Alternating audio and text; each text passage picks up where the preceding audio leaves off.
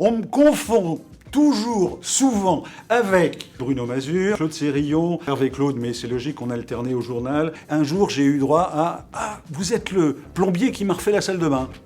C'est vrai.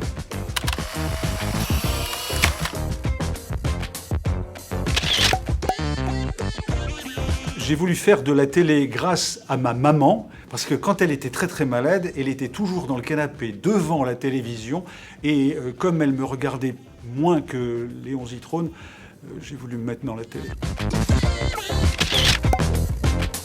Un mot, desmotsdeminuit.fr.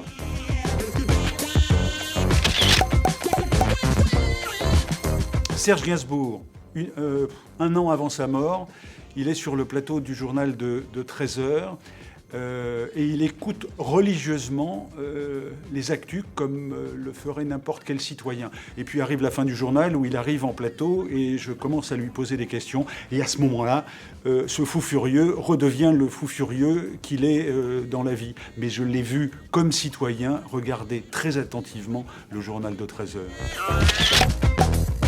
L'intello, dupe de rien. Si j'étais quelqu'un d'autre, je serais Dieu et je ferais des miracles.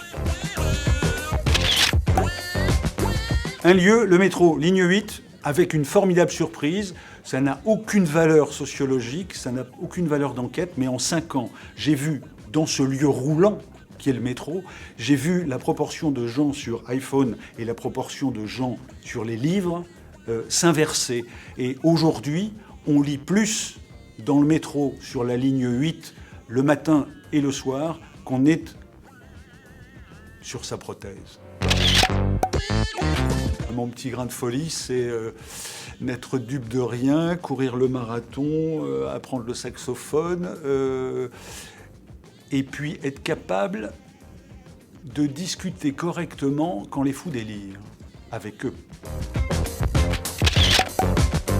Le vélo de mon père, il est rouge, il rentre du travail, il est employé à l'époque, et systématiquement, quand il rentre, il a sur son porte-bagages ce qu'il a mangé le midi, ou ce qui reste de ce qu'il a mangé le midi.